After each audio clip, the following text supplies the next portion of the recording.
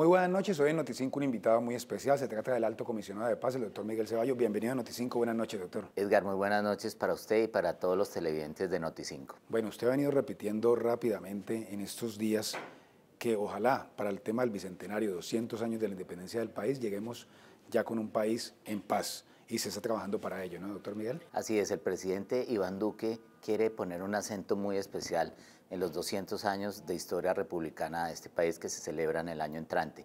Colombia merece que en sus 200 años de historia de independencia esté libre de la violencia, libre de los flagelos del secuestro y de las acciones criminales. Doctor, definitivamente acuerdos de paz, pero con legalidad y con convivencia. ¿De qué estamos hablando allí? Así es, el presidente ha querido que la oficina del Alto Comisionado para la Paz tenga dos énfasis, además de la paz, el tema de la legalidad y el tema de la convivencia. De hecho, estamos aquí en la ciudad de Cali, reunidos con 27 representantes de las gobernaciones, 6 de ellos secretarios de gobierno y los demás secretarios de paz y asesores de paz de las gobernaciones del país, precisamente para explicar la necesidad de que en Colombia la paz no es posible si no se crea una cultura de respeto a la ley. Usted puede hacer acuerdos de paz perfectos, pero si la gente no respeta la ley, no va a haber paz, porque la paz no es solamente el fruto de acuerdos, sino el fruto de una convivencia cotidiana, la convivencia de los vecinos, de las propias familias al interior de las casas y por supuesto de la sociedad toda, trabajando para coexistir en el cumplimiento de la ley. Doctor, ¿hay que acabar la guerra para construir paz y no al revés? Esa es una dinámica complicada.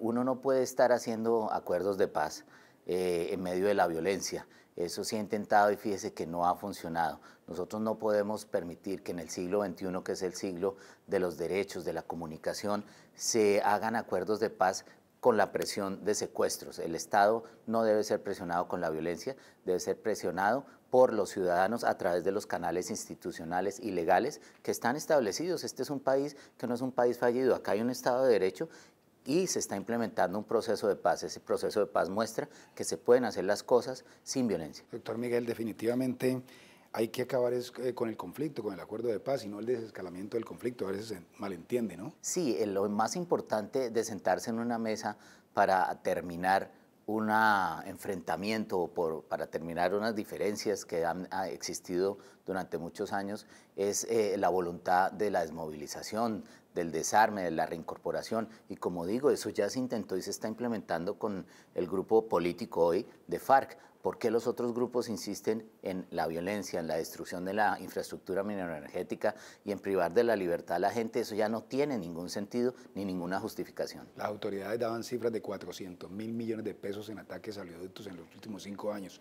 Eso no puede seguir pasando. Así es, cada vez que se ataca el oleoducto Caño Limón, se gastan más o menos en promedio, de acuerdo con las informaciones de Ecopetrol, cerca de 80.000 millones de pesos al mes. Esa es plata que se le quita del bolsillo a los colombianos, se le quita del bolsillo a los pensionados. Recuerde usted que los principales accionistas de Ecopetrol son los pensionados de Colombia. Entonces, ¿qué justificación hay para derramar petróleo, dañar el medio ambiente, para quitarle plata a los colombianos? Porque los combustibles siempre son más caros precisamente porque no se puede desarrollar una industria petrolera exitosa. Y lo más grave, Edgar, lo más grave es que en 6, 7 años no vamos a tener la capacidad de autoabastecimiento de petróleo. Entonces, ¿qué le va a decir grupos como el ELN a Colombia? ¿Nosotros ayudamos a que todo sea más caro? Cuando hablamos de diálogos posibles con el ELN, estamos hablando de que están congelados, porque de todas formas hay gestores de paz que están trabajando, hay contactos. ¿De qué podemos estar hablando? ¿Cuál es la palabra que podemos utilizar? Sí, esa precisión es importante.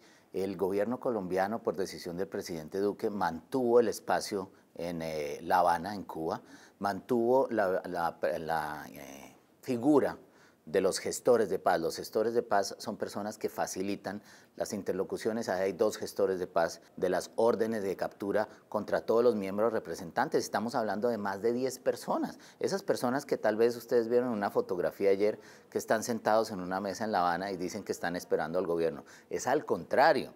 El presidente Duque lo que ha dicho de manera supremamente clara es que no nombrará voceros oficiales para sentarse con el ELN hasta que cesen los secuestros, hasta que nos digan dónde están todos los secuestrados y hasta que cesen todas las acciones criminales como reclutamiento de niños, voladura del oleoducto, etc. Esa es la impronta y el talante de este gobierno. Nosotros no podemos sentarnos para justificar la criminalidad. Comisionado, antes de regresar al país, el doctor Iván Duque, presidente de la República, dijo: hay países acompañantes en un eventual proceso y también garantes. Venezuela no sería garante. ¿Usted cómo lo tomó esa? La palabra que utilizó el presidente Duque fue muy exacta. Dijo, no sería coherente en mi gobierno permitir que continúe como garante de Venezuela, y hay una razón muy clara.